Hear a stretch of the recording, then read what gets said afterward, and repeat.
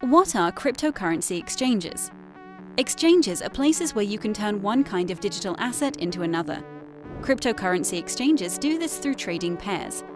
A trading pair is a market between two assets, like Ethereum and Bitcoin, allowing you to trade one for the other.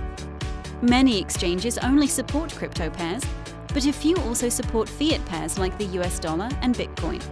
A centralized exchange takes custody of your funds to trade. Because many of these exchanges are unregulated, you should carefully research an exchange before giving them your assets. A new wave of decentralized exchanges, called DEXes, are emerging that let you trade directly from your wallet, but are early in development and technically limited.